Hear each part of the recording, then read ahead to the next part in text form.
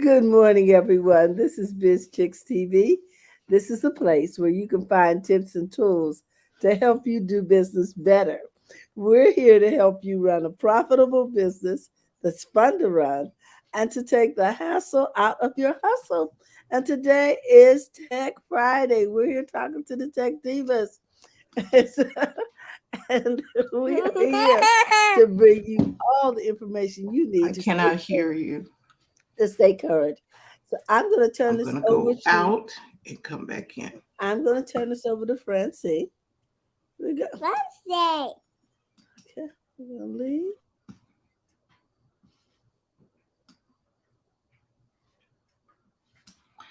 Hi, everybody. I don't know if you can hear me, but Terry went back out. I need to go out because I'm not hearing. So I'm going to go out. You stay in because I cannot hear you at all.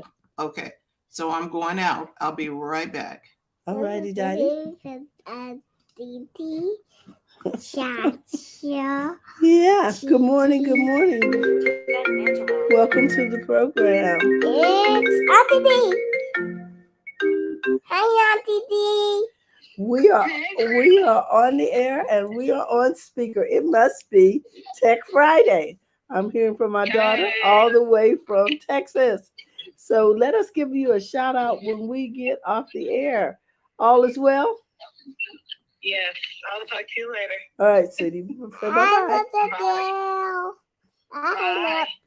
Bye. Okay. She had to go. Stop kicking the thing. Okay, look. Today is Tech Friday. And so I want to share with you a story about a man who turned mud into an eco-friendly adventure. Let's get this party started.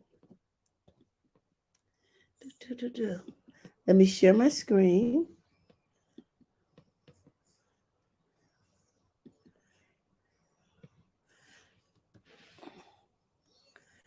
And I'm going to come down here. We're going to magnify this. Let's see what we get. Why pay more when you can get your favorite shows, DVR, and no long-term contracts? A better way to stream live TV. All the entertainment you love for a price Once you'll we get love. through the commercial, we'll be able to see. Visit sling.com to learn more. This man wants to change what buildings are made of. He's invented a new, greener type of concrete.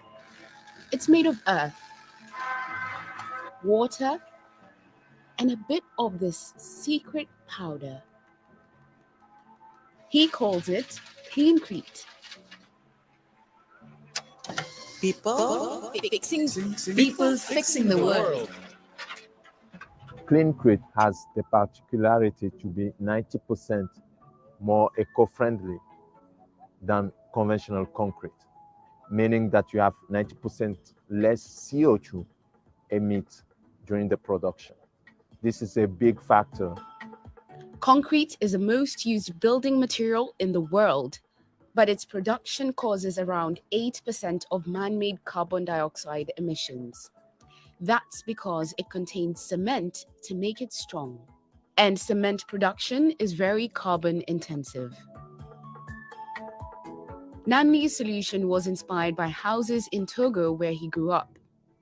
Many buildings there are traditionally made from earth. But Nanli wanted to turn earth into a modern building material.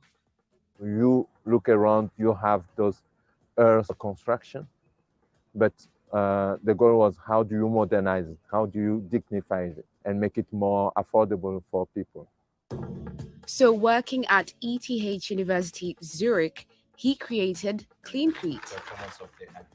It's made from earth that's recycled from building sites. But instead of using cement to make it strong, Nanli created a secret powder.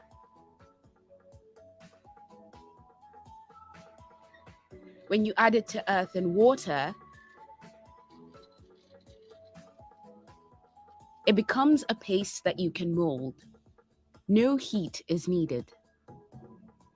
And just 48 hours later, it's solid. Nanli has now found a factory that will make cleancrete, and they don't need to buy any new equipment. Well, I was pretty impressed when we saw that it works the same way as we produce concrete and we can use the same machinery. And when it came out of the mixer, I was really convinced that this might has a future. However, cleancrete is only a sixth as strong as concrete, so it can't be used for large buildings.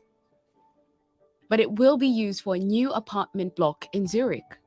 The architect says it has another important property. It brings its thermic properties to the building, so it keeps the cold in the summer and it keeps the heat in the winter time. And that is something you can't do in a pure wooden structure. Nanli's dream is that cleancrete will become cheaper to make, so it can help to improve the housing conditions in the poorest countries. Our vision is to make decent housing more affordable for the global community, and also give back to the community where I grew up in Togo.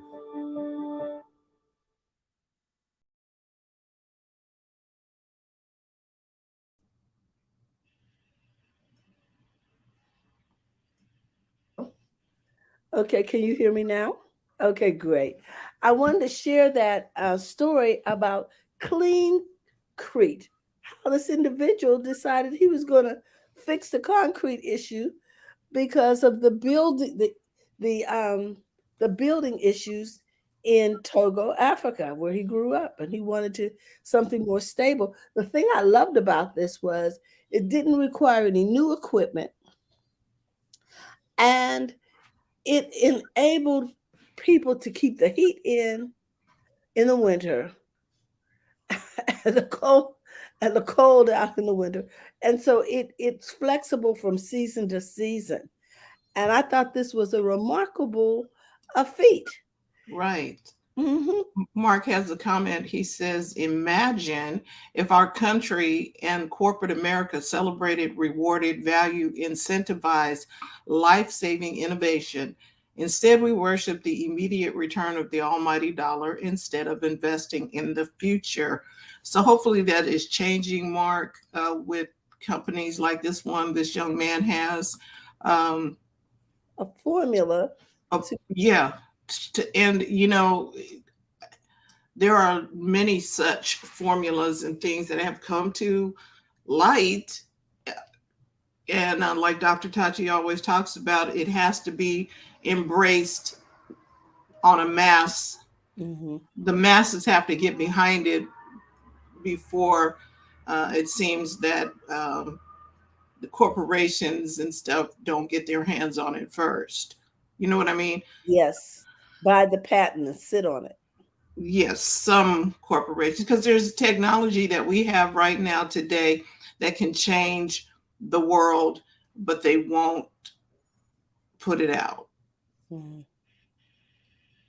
Because, or they can afford to buy out the competition. Well, that too, but they won't put it out because it will, mess with the profits, or just greed is still in existence.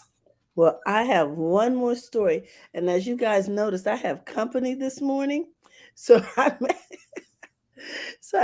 have to get off early because I don't know where they are, and they're awfully quiet. But I'm going to start this video. I want to share one more story that I think will also inspire some conversation. So let me see about sharing my screen, guys. Okay. All right, and let me get him queued up. You notice this? Yeah, there may be a commercial. There's a commercial. They always going to do that. You can skip the video and but we got about 11 8, 7, 6, 5, 4. This is about an individual inspired by near-death experience. Okay, there you go. You can skip it now. Adebayo nearly died when he was given fake medicine as a child. Since then, he's tried to make sure that doesn't happen to others. He's invented a simple device to spot fake drugs. It gave me a mission, deciding I was going to be a pharmacist, deciding I was going to build something to make sure that nobody else had to go through my trauma. People fixing the world. A consignment of illegal medicines is seized by customs. It's a global trade worth $200 billion, which leads to hundreds of thousands of deaths every year.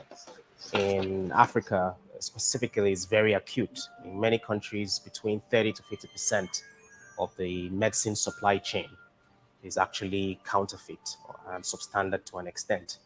Adebayo was 15 when he was given fake drugs for a lung condition. I had taken a dose that night and I didn't wake up the next morning. I was in intensive care for over 3 weeks. I spent another close to 2-3 months recovering, but I still live with some of the healthcare condition from almost losing my life from something as trivial as a medicine. After that experience, he decided he was going to study pharmacy. So I was very angry and I really wanted to make a change. And that anger is what turned into a sense of purpose and mission for me that has kept me focused over the last 15 plus years. Now he's designed this portable scanner that tests if a drug is real. It uses light to analyze each pill's unique ingredients. The process is called spectrophotometry. Connect it to the app and tell it what the drug is supposed to be, and in a few seconds, it'll tell you if it matches. And the test result is out. It's a match. The AI has confirmed that it is M&B paracetamol. It can also identify some unknown pills and liquids from its database of over 200 drugs. At $100 a month, though, it's mainly aimed at professionals. But Adebayo thinks it could help in places like this market. It makes me sad that we have medicines being stored improperly and handled not in the right manner. Yeah, there's lots of medicine, for example. People get medicines from markets because they can be cheaper. Sometimes you end up with bad medicines. Sometimes you end up with fortified medicine. You can be lucky today and unlucky tomorrow. And I was the unlucky one. I ended up with something that probably came from somewhere like here, and that almost killed me. Other solutions validate medicines by using packaging or barcodes. Adebayo hopes his solution can improve the whole supply chain. My hope is that across Africa, more and more hospitals, pharmacies, pharmaceutical wholesalers will be able to authenticate the quality of their medicines so that only the highest quality medicines eventually end up in the hands of patients, no matter where they are.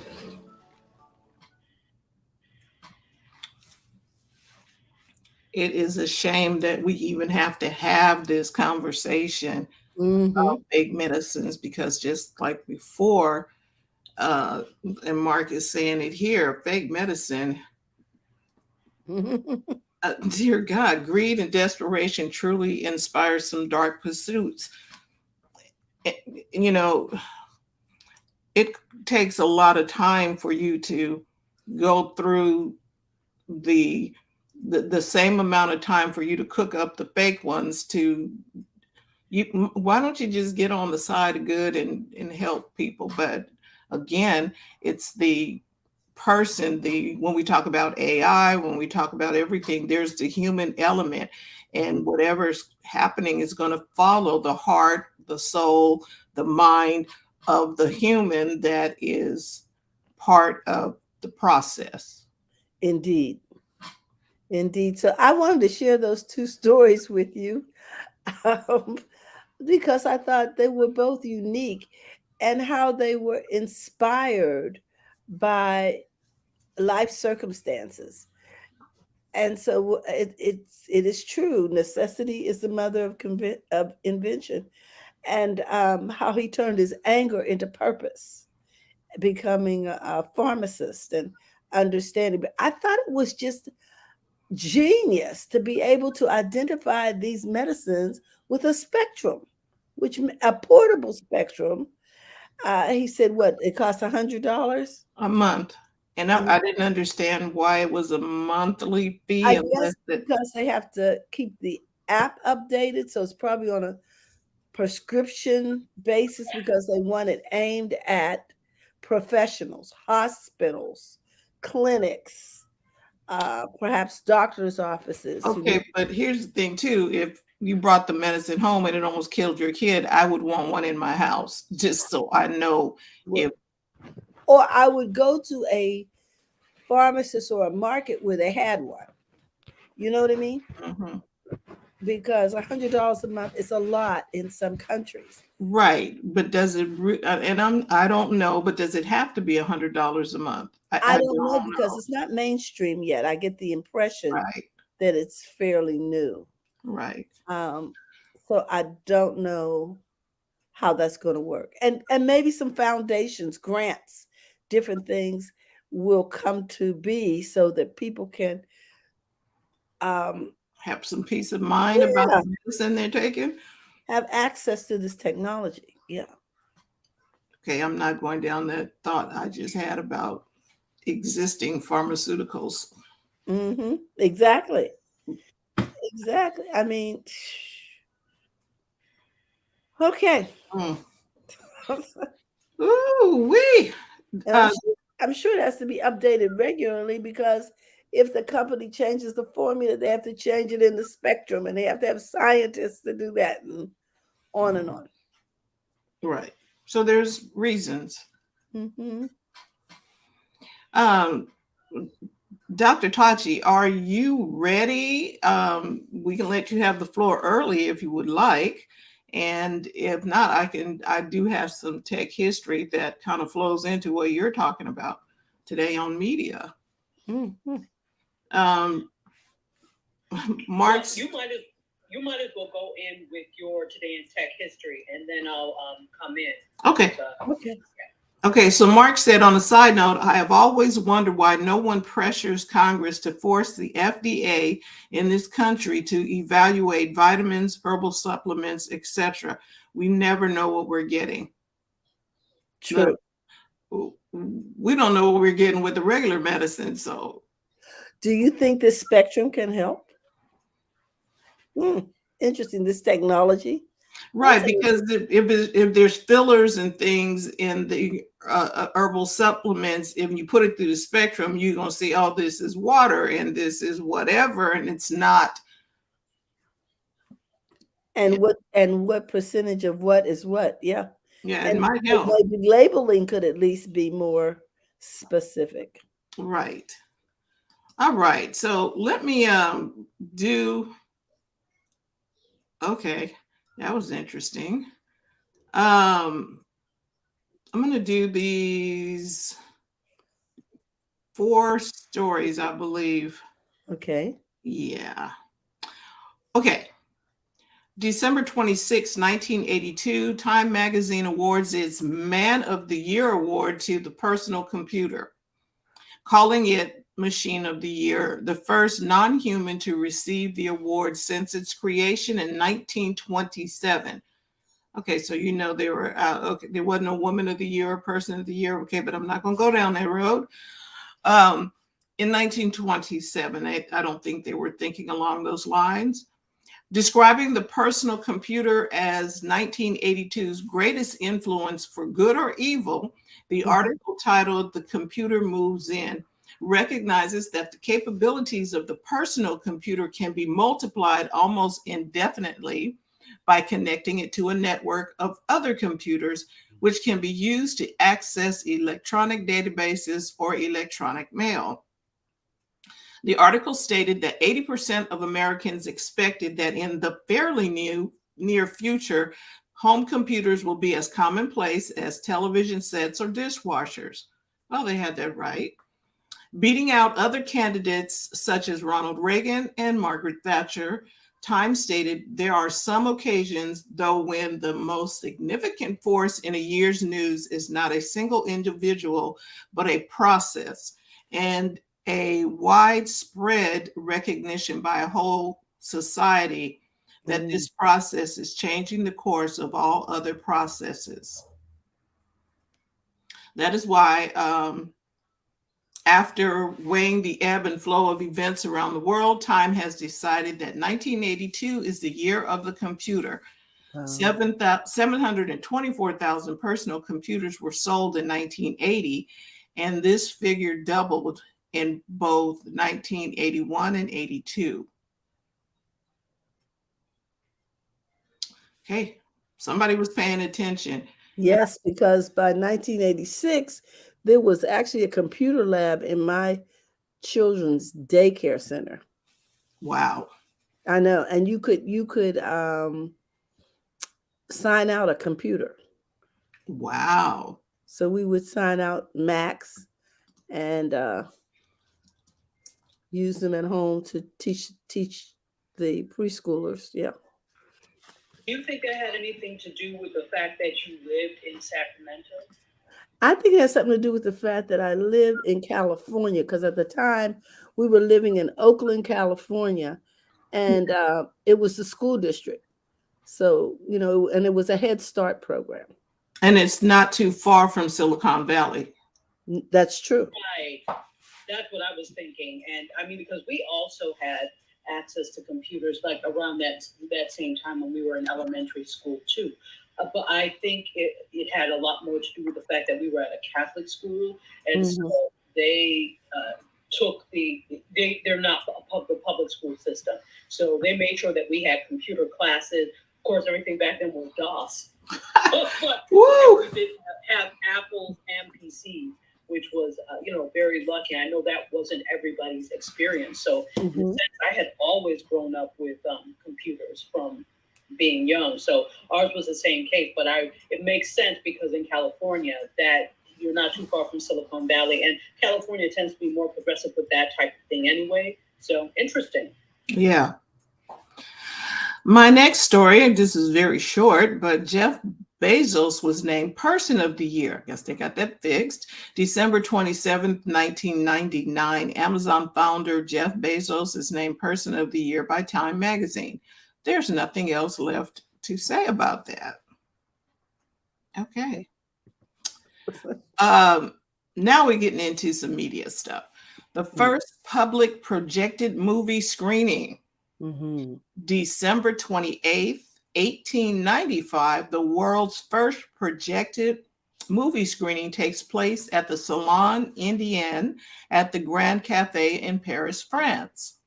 The makeshift theater uses the cinematography created by the Lumiere brothers, one of the earliest motion picture projectors in history. 33 people attend at the admission price of £1, which to view 10 films is at about 50 seconds each. Okay. To see 10 films at 50 seconds each, it costs you £1. Not sure what £1 is in today's dollars. I guess I can Google that. The first film, La Sorte de Werves, okay, is something about the youth in the light, something. Okay. I can read French a little bit, but okay. La Sortie des Ouvriers de l'Usine Lumière was created especially for the occasion. It shows workers leaving the Lumiere's factory in Lyon by foot, by bicycle, and by car. Okay, and now we talk about people, wanting to see your lunch or eat while you eat your sandwich or something. Yeah. These people paid money to see people leave work on a bike. Well, I think it was more that they were paying money to see film. Right, to see the recording of that. Right. Captured in a way that they could all see it at the same time. Right. It wasn't still like photographs. Yes. That's what they were paying for. So I don't think the subject was really as important as the event. Yes. It was the method, not it's sort of like Pong. Yeah, absolutely. Because if you think about some of the things now, people, you pay money for that. It's the same type of thing. It was the novelty of the new technology. Exactly. Seen it before, as opposed to the subject. Because there are a lot of these early films that were like one of the first films where people walking in and out of a building, Niagara Falls, and it was just capturing images as opposed to a story. When you start to get into a story, that's when film takes a turn. Right. Continuing on, the first UHF TV station, December 29th, 1949, station KC2XAK. Bridgeport, Connecticut becomes the first ultra-high frequency UHF television station to operate a daily schedule. And there's a question here. How many of you are wondering what UHF TV is? Raise your hand. Don't be shy. Okay, because okay, that's a different spectrum on the TV lineup. Set up as a working experiment by RCA and NBC, the station was used to test if the UHF spectrum was feasible to broadcast TV. Codename Operation Bridgeport. After 2.5 years of successful transmission, the station was shut down. Okay, that just won't make no sense, but okay. The UHF transmitter was purchased, dismantled, and reassembled in Portland, Oregon to power the first commercial UHF station in the United States. So let me get this right. It was working. Yes. In Connecticut on the East Coast. And they moved it to the West Coast to Oregon. But it was working. Okay. Maybe nobody was watching. I'm not understanding the logic. And I thought it was in beta anyway, so everybody wasn't given access. Interesting. Maybe they felt, hold on, here's the deal. The commercial use of it in Oregon was probably more feasible because, Oregon is pretty rural. Could be. And maybe they needed to be able to, I don't know. Okay. We weren't there. December 30th, 1899, American Bell, at the time parent company of the AT&T company, reorganizes and transfers its assets into AT&T. Mm-hmm. American Bell was incorporated in Massachusetts and AT&T was incorporated in New York. Massachusetts corporate law would have limited the growth of American Bell. So by reorganizing, AT&T could bypass Massachusetts law by becoming the parent company of American Bell and the Bell system. Eventually, AT&T would become a legalized monopoly in the United States. And that didn't last it didn't last because they had to break it up. Okay. Yeah, because we had Pacific Bell on this side for phones and things of that nation, communications. And now AT&T is back together again, and the boys in the band are back. So there is no Bell systems anymore. Mm. Okay, so that's your week in tech history. Just really interesting. Yeah, it is. We got some comments over here about about the film industry. The big news is that he was revealed to be a person. Oh, for the man of the year was a computer. Mm-hmm. And for 20 francs, I will let you watch a 30-second film of my dog napping. Okay, you do know that is a thing on YouTube. There is a dog, and there is a dog channel. No, not even a dog channel. People are on YouTube filming their dogs eating.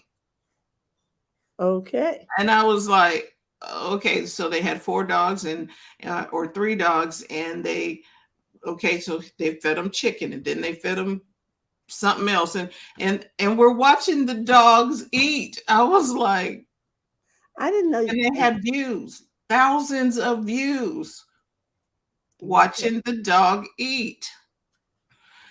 Well, I'm just saying, it's just wow. Mesmerizing. Let's put it that way. But it's YouTube, and so watching the dog napping is a thing. Mark, you might get a lot. Take some pictures of Rupert napping, put it up on YouTube.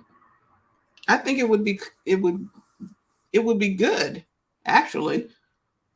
You know, that's not so off, because I remember back in the days of Meerkat and Periscope, there was, I'm trying to remember his name. He did a lot of things, part of the whole community. And I can't remember Junior. Do you guys remember Junior?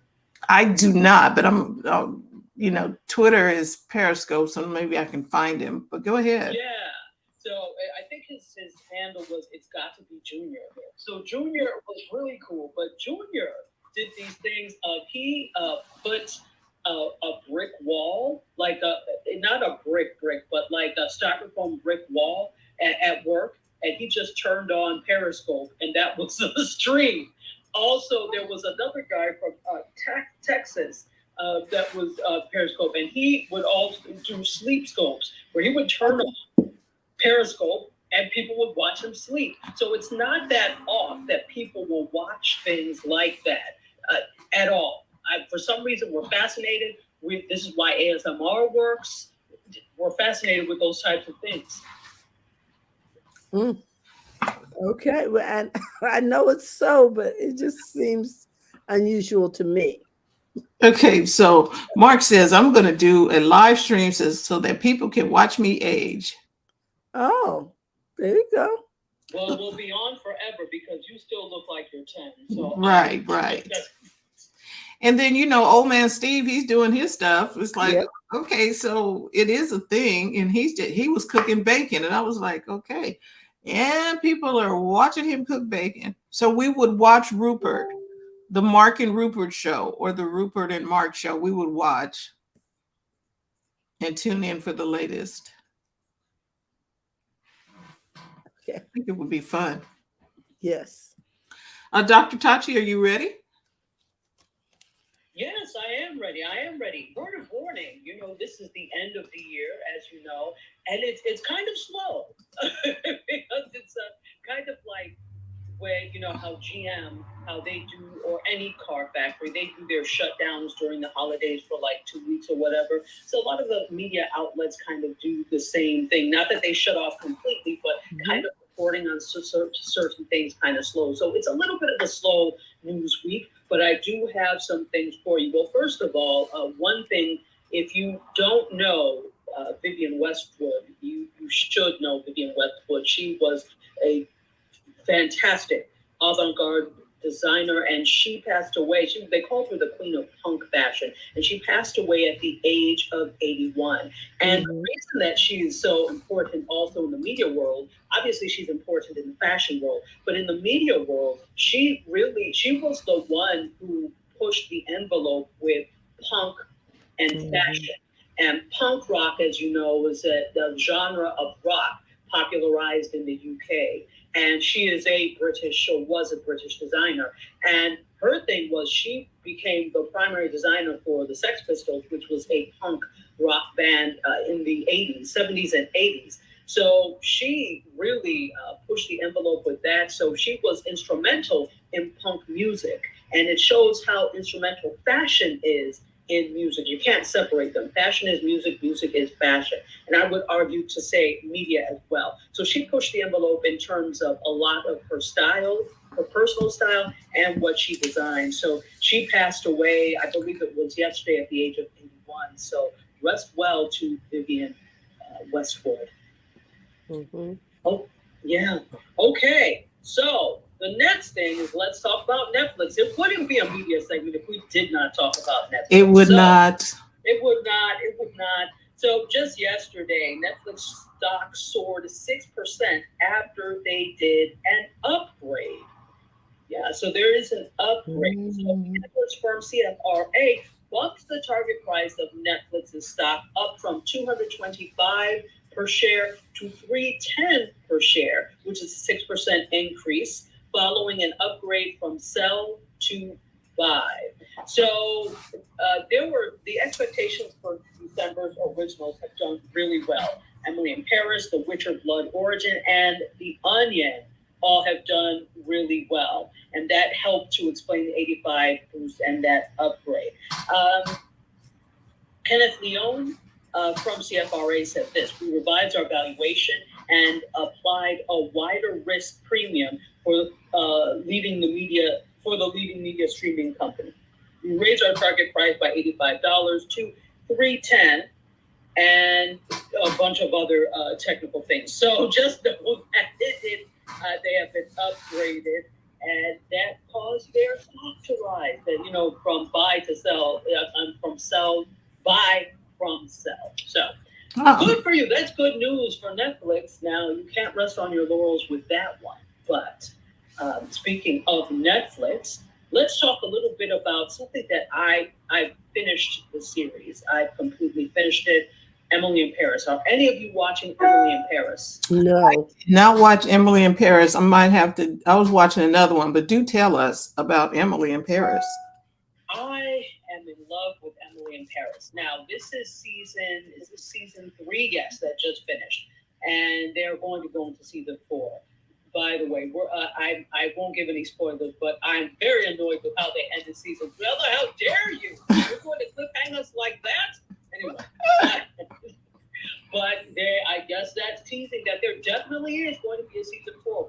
I have not heard. Usually, you start to hear the things that have been greenlit and have been either on the bubble or canceled, or will go forward for the next year. I haven't heard that yet, but that cliffhanger lets me know that they are going to get greenlit for a season 4 of Emily in Paris. But it is really a show about Emily, right? I don't remember her last name, but Emily, and her really living out her dream to live in Paris. She works for she's from Chicago, works for a company in Chicago, and had the opportunity to transfer to the Paris office of her company. And it just really goes through her exploits and meeting people. Now, at first, people in Paris and in France were none too happy with the series, saying that it actually pushed for stereotypes of Parisians and French people.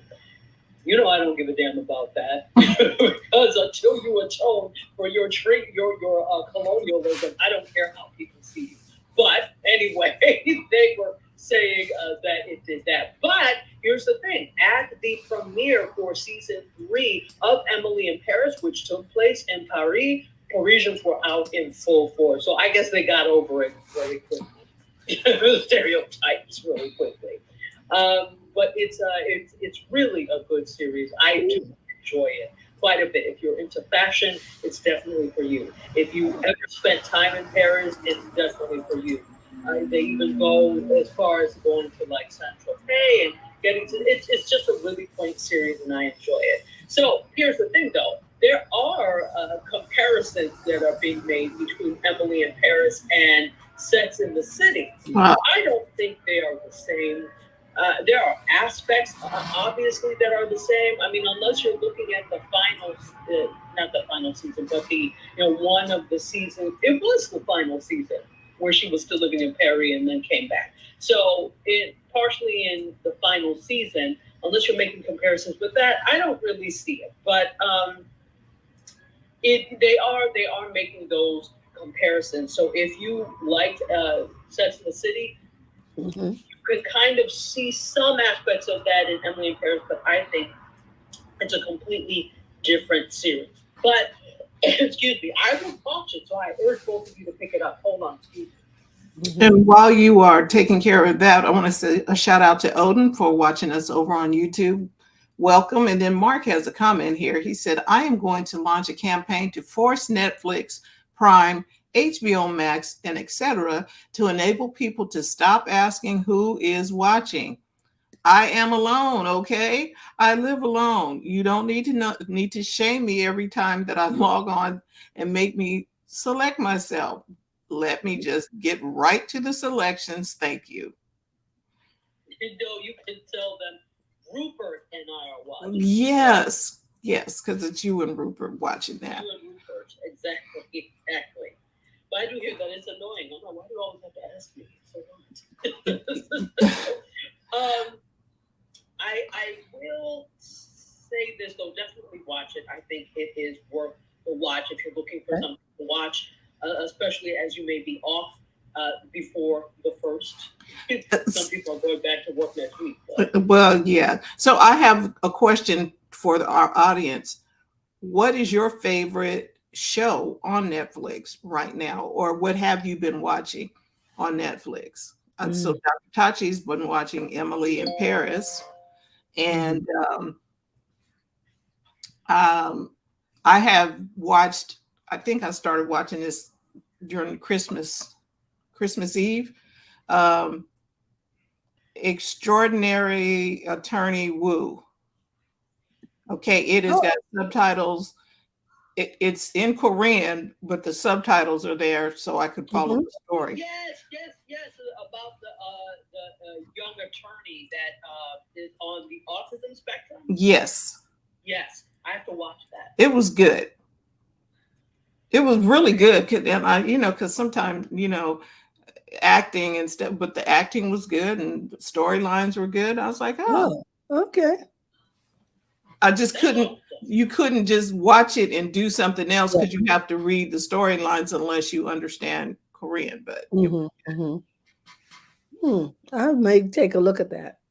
Right, and I like the fact that it had 16 episodes, so that I get binge watch it. Can I get through the end? Kevin always tells me, why you got to watch them all at one time? Because I need to get to the end of the story. Yeah, I am notorious for that. I will watch if they put them all up. I'm in.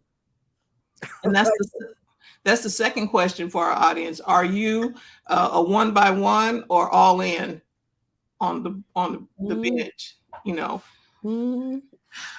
Just saying. Now I may miss a lot of it because I'm usually doing something. If it's in English, I'm usually in and out of the room.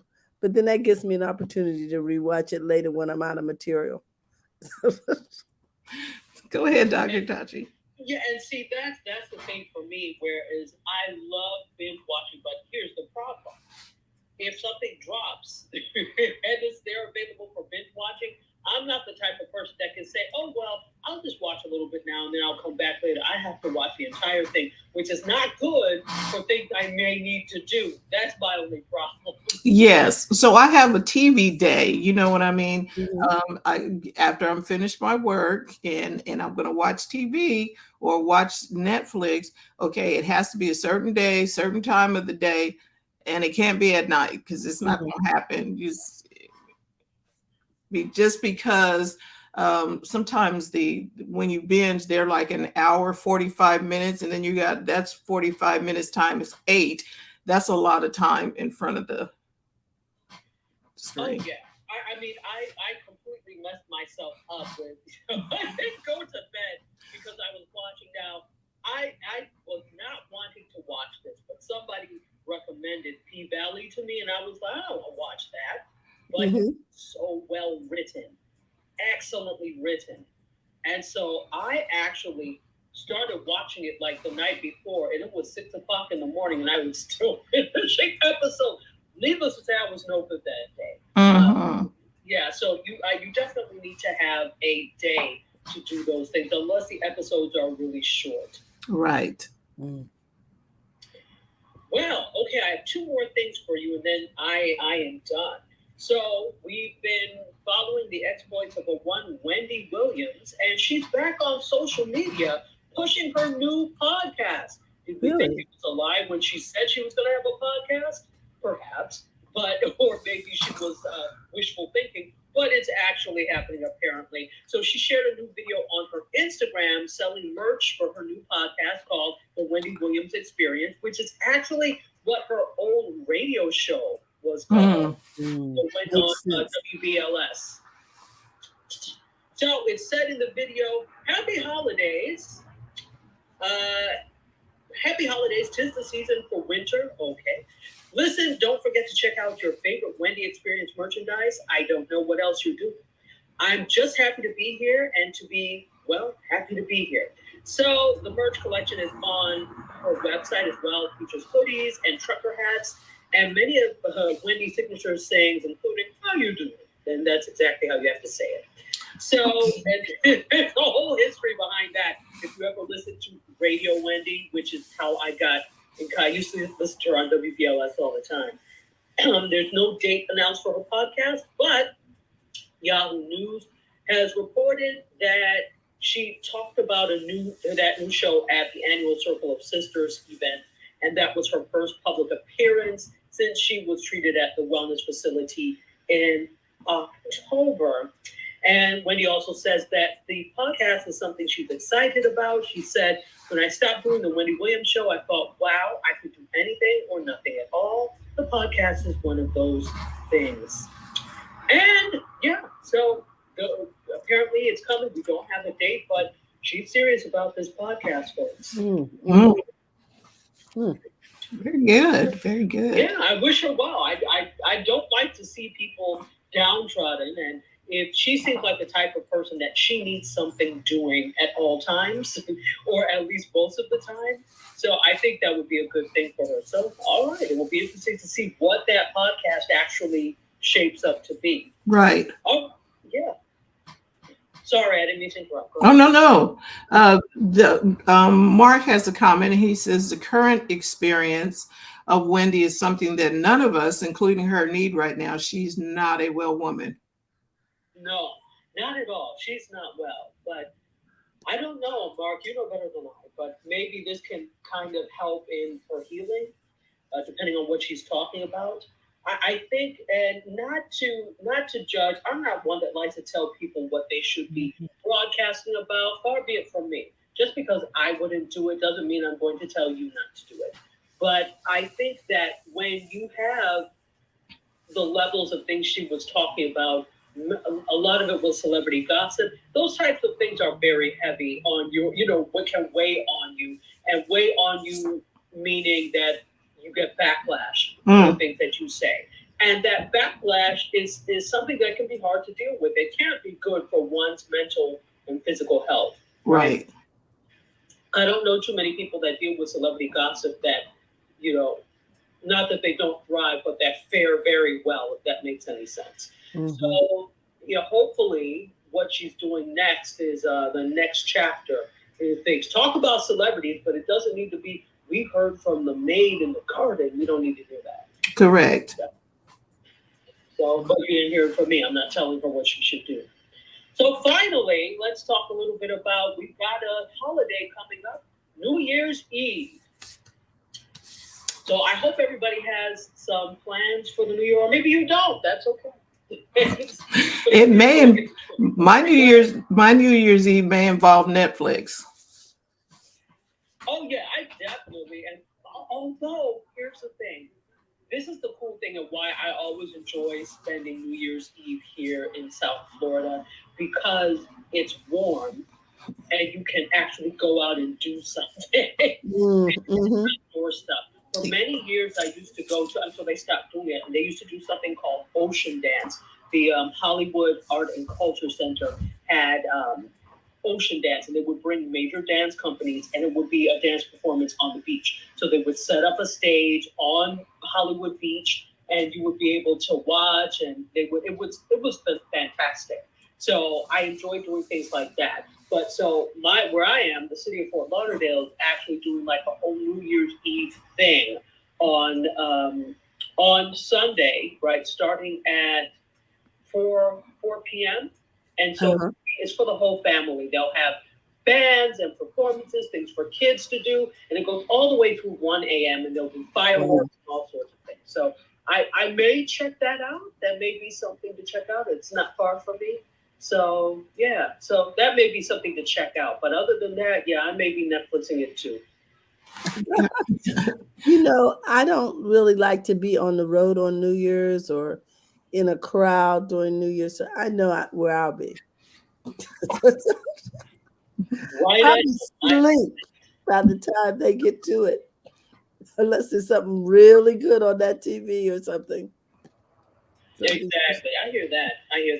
So let me share with you the New Year's Eve lineup for those of you that are staying home and saying, I can't, too cold. I'm not dealing with it. I really don't need to see the ball drop like that for the 17th time. You can watch it on television. And so CNN is doing New Year's Eve live, and hosts are Andy Cohen and Anderson Cooper like last year. And the performers are going to be Usher, Kevin Hart, Ellie Goulding, Patti LaBelle, REO Speedwagon. Oh, that's a blast from the past. Nick Cannon, he performs.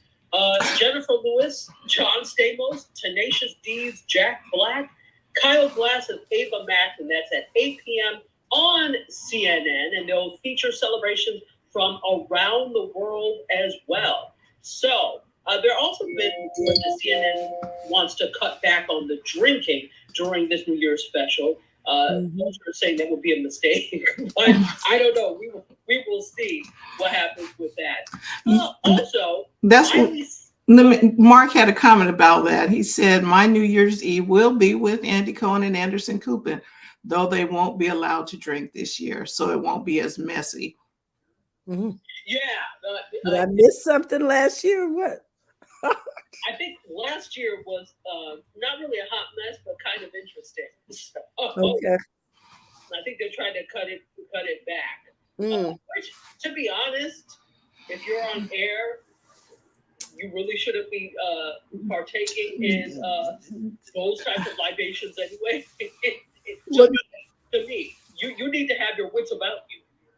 Yes, they said there's been an uptick in the sale of non-alcoholic drinks, sodas and things of that nature are up.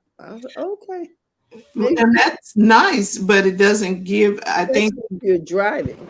Right. And I think it should be if you're going for flavor, but I don't think a lot of people are drinking for flavor. No, I don't think they are. Yeah, well, and that's the thing. That's why I'm really not a fan of alcohol. It doesn't taste good. It's not delicious. And so I'm like, people, oh, this wine is delicious. It is not. It tastes like rubbing alcohol. It all tastes like rubbing alcohol. Because it is alcohol. That's the name. I'm like. Well, another reason, soft drinks might be up is because people have been celebrating at home under the circumstances the last few years. So it's more of a family thing. And it's kind of hard to keep children up if you're knocked out drunk. Yeah, that's true. Okay. That's true. Yeah, it's also not cute to me. Again. No, it's not cute. Opinion. I don't find that cute. That's just not what I do. If that's what you want to do, have that. Okay. So, moving on, Miley Cyrus is having a New Year's Eve party called Miley's New Year's Eve Party. Hosts are Miley Cyrus and Dolly Parton. You're going to get performances from Fletcher, Lado, Lily, Dolly Parton, Ray Sremmurd, Sia, SNL's Chloe Fineman, Sarah Sherman, and Please Don't Destroy. I guess CNN got to all the performers before they did. Okay, so it's going to be on NBC at 10:30 p.m. Eastern Time. And Miley Cyrus did this last year, so you get to do it again this year, and Dolly will be there. Now, of course, we know the quintessential, which is what I usually watch, is Dick Clark's New Year's Rockin' Eve with Ryan Seacrest. And Ryan Seacrest is going to be there with hosts Liza Koshy, Jesse James Decker, Sierra, D Nice, one of my favorites, and Billy Porter, who I love as well. So performers are going to be Sierra, Allie and AJ, Bailey Zimmerman, Glenn Platt, Fitz and the Tantrums, Halle Bailey, Lauren Spencer Smith, Maddie and Tay, Shaggy, Armani White, and a bunch of other people I don't know. Okay, Wiz Khalifa, I know. Look, I know about 3 people on that list. Clearly, CNN got to everybody first. Okay. Also, New Year's Eve Live, Nashville's Big Bash. If you are a country music stan, Jimmy Allen and Elle King are the hosts and performers. I'm not even going to pretend to know these people. But Dirk Bentley, Jason Aldean, Luke Bryan, King Calloway, Sheryl Crow, I do know, and a bunch of other people. Oh, but Flo Rida is going to be there. So they got a little bit of hip-hop in there as well. Wow. Yeah. Very cool. And the Zac Brown Band. All right, that's going to be on CBS and Paramount Plus for those of you who are interested in it. Okay, let's keep going. The Shaq-tacular Spectacular. What does that mean? No. Who would be the host of that? Could not be Shaq, right? Oh, of course, Shaquille O'Neal. Oh my! And let's see if they managed to get any performers before CNN got to them. Cardi B, okay, Ludacris, Lil Yachty, Killer Mike, Whipped Cream. Who's that? DJ D. Who's that? Oh, that's Shaq. DJ? Why not? Okay. And additional special guest appearances by Rob Gronkowski and Camille Kostek. Okay. Wow. Yeah. So that's okay. So listen to this. Mm-hmm. This is interesting because this is where it's going to be hosted. This is not on TV, folks. Oh. This is going to be hosted in Meta Horizons World. Whoa. And Shaq's social media pages. So to watch this, you either have to be in Horizon World or follow Shaq on social media. It's going to be 3:30 p.m. PT, 6:30 p.m. ET. He's fully immersing himself in the metaverse, and it's Shaq's Shaqtacular Spectacular. It's a virtual reality dance party and New Year's Eve special, and you can experience them on a VR headset or just on your phone. This is very cool. This is interesting because Meta has been trying to get people in there anyway. I went to a John Legend, one of their events with John Legend, and I'm serious. You are sitting in there like I was in the balcony, and I'm like, there's John Legend on the stage, and there are other people in the room. Mm-hmm. And you feel like you are at, I know I'm at home with a headset on, but I felt like I was in the concert. Mm-hmm. Wow, I love that. Mm-hmm. Now, I can get to that because there's no crowd. See, well, I'm in the crowd. I'm not, there was, and the way they had done it. This, this was filmed, so there was like, what would you call it, 2D when you see the video part of it? Mm-hmm. But then you can look to your left and right, and there are other avatars that are in the room. So nobody knows that you're in there. They know you're in there because you can see the people at the house can't. The people at work. People in your home don't know you're in there unless you told them. But it was really, interesting. And it sounds cost effective too. Yep. Very cost effective unless you want to go and buy an Oculus Quest, which is going to run you about $399. But but you can watch it in 2D on your computer. Yes, you can, or your phone. So yeah, I think that is a very cool experience. This is something I have to work on for next year. One of my goals is I need to get a VR headset. That is one of my goals because I'm in the metaverse all the time, but I'm not able to experience in its full splendor because I don't have a VR headset. So I would tell you, because when you all recommended one, you can go to OfferUp. Mm-hmm. And, there's an app called OfferUp. It's probably in your neighborhood. Somebody is selling it because they want to upgrade to the Pro. I refuse to pay $1,500 for a Quest Pro. So I paid $150 for MetaQuest 2. Oh, for the MetaQuest 2? Yes. Oh, I could do $150. I would try to do $399. I wouldn't either. Let me look on OfferUp and see if I can get one. I'm going to have to borrow my granddaughter's because I got her one for Christmas. Terry's like, I am getting hers. Okay. You bring it with you when you come to. Yes, so it would, because I refused. I was like, I am not paying $399, and I knew they're upgrading. And then Apple is rumored to be coming out with their own. Mm-hmm. So I'm like, I will pay $150 and wait for Apple. Mm-hmm. Absolutely. I'm interested to see what Apple is going to be like. What I need also is for them to get less bulky. Yes. Oh my gosh. They're heavy. Yeah, and they have something there for balance too, because if you tilt over, it keeps you from going over. There's something, because I was doing the workout. They have lots of exercise classes and everything inside the VR, by the way, and you do get a workout.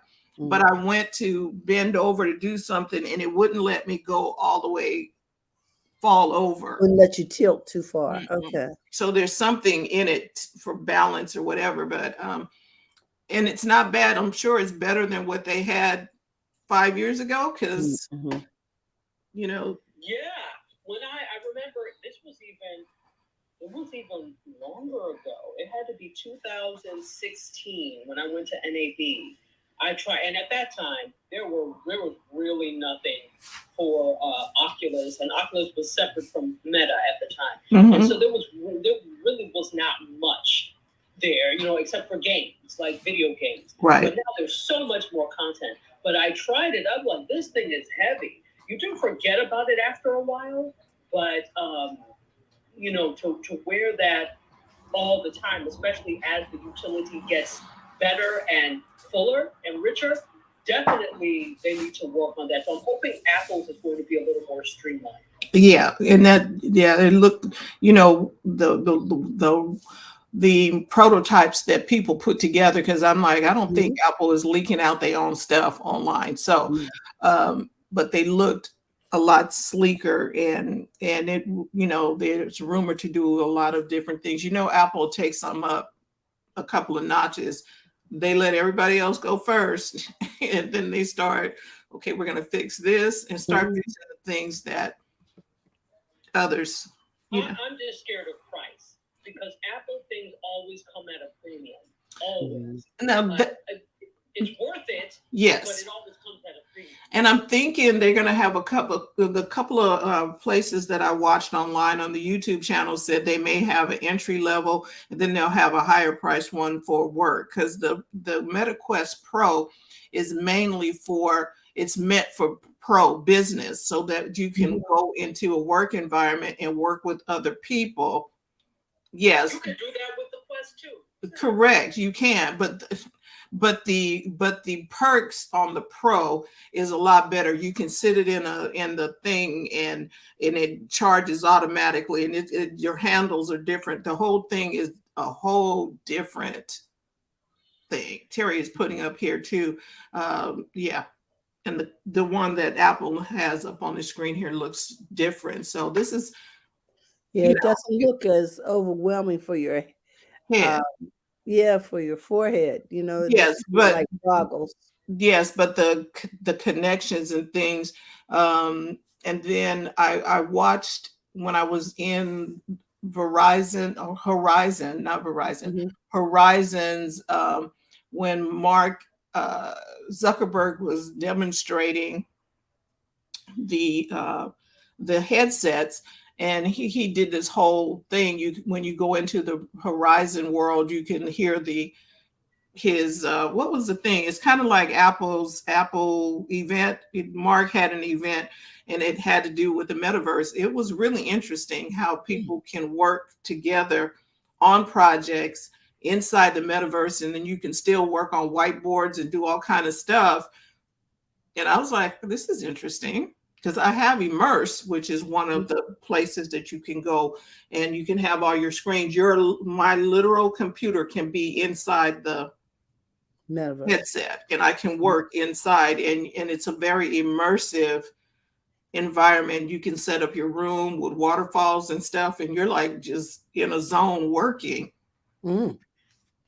So I can absolutely. I mean, there's so much that can be done with headset, with the metaverse and that type of technology. Already, the university that I'm teaching at, there is a class that it's just in beta basically, that they're teaching in the metaverse now. Now I'm like, oh, that would have been cool to teach, but then I'm like, well, no, because I'm not doing it for what is this going to be at that same level?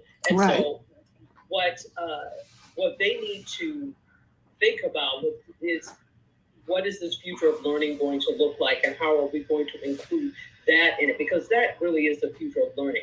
I definitely do love the in-person, but I think we are losing sight of the fact that college students are not just the traditional 18 to 24 anymore. Right. We have some people that are actually, adults with families, people that are working, people that are, quote, the non-traditional students. So there's no such thing as traditional anymore, because college students are everyone. So how do you accommodate everyone with things like that? How do you accommodate everyone without stressing the faculty? Because that's another thing. In trying to accommodate everybody's stuff, now you're stressing the faculty, because I'm like, of course, I'm used to the old school. And when people have things like, oh, I have to work, oh, that's, I get it. I get life happens. But But sometimes I'm like, we'll figure it out because that's what we all did. So you're not going to stress me extra because of X, Y, and Z. So that I think that way, the using the metaverse spaces and using headsets and teaching is a way that's a win-win for everybody, where it works for the student, but you're not stressing faculty. Right. And I think it would work. Okay, if you haven't seen the movie Ready Player One, watch the movie. Maybe that's your movie for the, New Year's Eve weekend. Ready Player One, everybody in the movie they're literally in the VR world, going to work in the VR world and doing some other things. I don't know if we'll get to that point, but I can see how going into the metaverse to get things done. You know what I mean? You meet up in the metaverse. Like we can have BizChicks. Okay, we're meeting up in the metaverse and we're going to have a meeting, talk about whatever it is. Nobody's leaving their house. But we see everybody. And the scenery is gorgeous. And you have to experience it. 3D it's a really good experience. Absolutely. Well, that's what I have for you for today. Woo, thank you so much, Dr. Tachi. And First Monday is coming up, and we'd like you all to join us. If you're in the Sacramento area, you can join us on at Seasons 52. We will be back in the building having, snacks and lunch, and we got a guest speaker coming in. On first Monday morning, though, at 8 a.m., we will be back here. And if you are a business owner or you have something that you'd like to share with the BizChicks or our community, you are more than welcome to come and talk about what it is that you do, so people can get to know you a little better. We'll be right back here on Monday at 8 a.m. Pacific Standard Time. Mark said Terry has very young staff. And so we'll be back here then. But if you are if you're in the Sacramento area, you can join us at Seasons 52 at 5:30 p.m. I think I was going to put a link somewhere in the chat. You can join us. And thank you, Terry Johnson Online. She is starting her holiday weekend early, and which is quite all right. All right. So I think, Terry, is there anything else you have? I'm looking for this link to put in the chat. So okay, I just want to say to everyone, we just wish you a very happy New Year. We pray that you have already begun to that you've already begun to decide what 2023 is going to look like. And we are excited for you. Let us know if there's anything we can do to help you run a profitable business that's fun to run and to take the hassle out of your hustle. Also, I want you to know that Fran is starting a new venture for 2023. Just a minute, 2023. And that venture is to provide tech services. So if you're in need of information on how to use your tech, how to use the new phone the kids gave you, whatever it is, or you're setting up a website, remember to call Francine, and we'll have that information .com. Call Francine.com. It'll take you right there. Mm-hmm.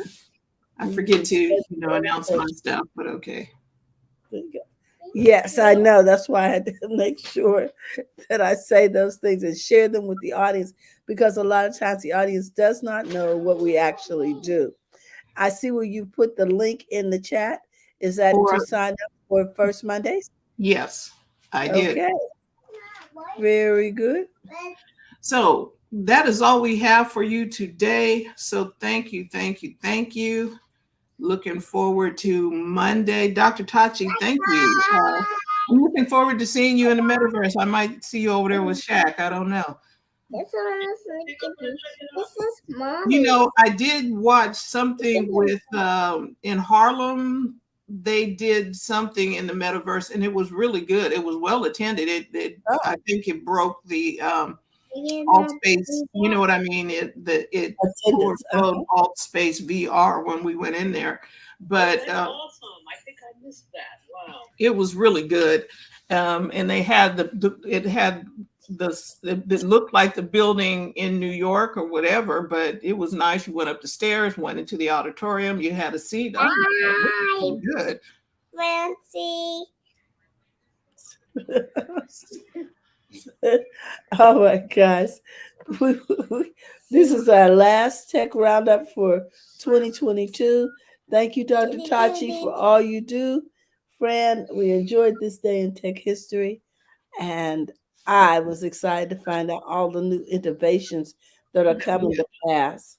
Yes. So everybody remember to go to the front of your own line. And it's okay to make money in your business. We'll see you soon.